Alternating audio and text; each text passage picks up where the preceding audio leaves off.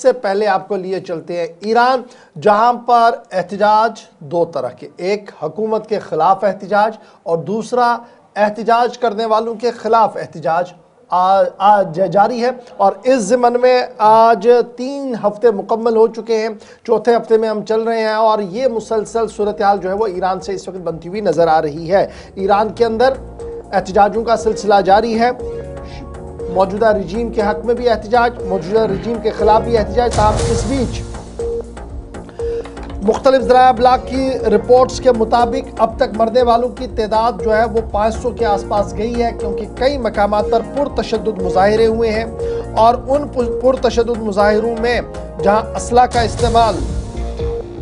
कुछ लोगों की तरफ से किया गया, जिसकी वजह से लोगों की मौत हुई और फिर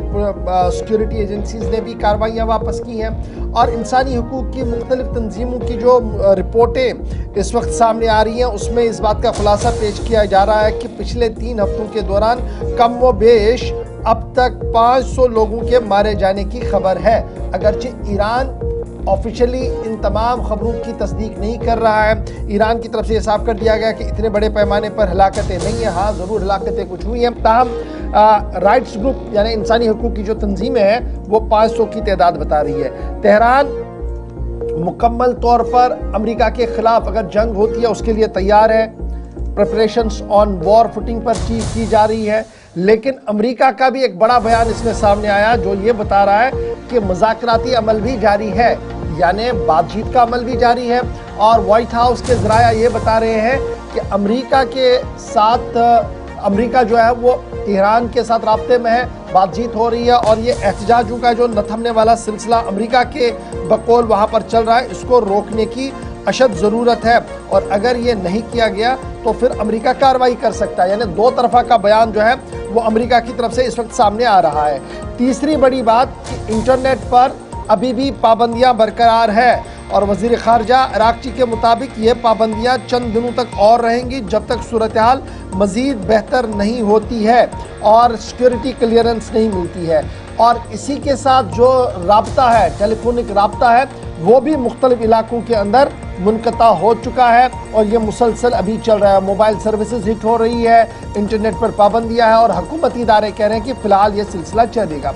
ईरान के वज़ीर ख़ारजा का मानना है कि अमेरिका के सफ़ीर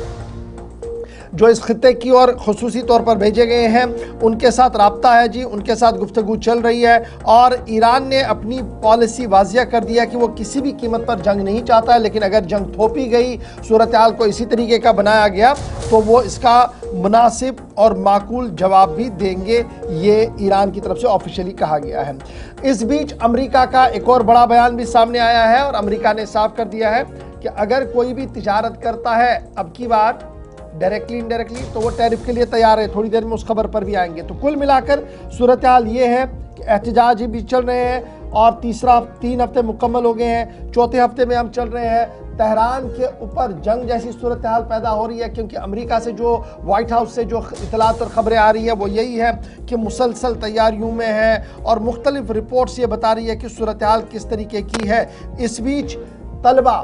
जो मुख्तलिफ दुनिया के तलबा वहाँ पर और बशमूल जम्मू कश्मीर या भारत के जो तलबा इस वक्त ईरान के अंदर है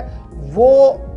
सेफ़ है, वो सही है, उनके ऊपर किसी तरीके की कोई दिक्कतें नहीं है। और इस बात की तस्दीक कल वज़ारत ख़ारजा ने भी की है। ताहम जम्मू कश्मीर और मुल्क के जो वालिदैन हैं जिनके बच्चे वहाँ पर है वो ज़रूर इस तशवीश में है कि आखिर अब आगे होगा क्या, क्योंकि जिस तरीके की अमेरिका प्लानिंग कर रहा है उससे ये साफ लग रहा है कि आने वाले दिनों में इस खित्ते के अंदर जंग के शोले बढ़ सकते हैं। बहरहाल तस्वीरें आपके सामने हैं ईरानी पार्लियामेंट के अंदर किस तरीके से अमेरिकी परचम को नजर आतश किया गया और मर्ग बर अमेरिका के नारे, फलक शिगाफ नारे न सिर्फ ऐवान के अंदर बल्कि कल ऐवान के बाहर भी सुनाई दिए गए।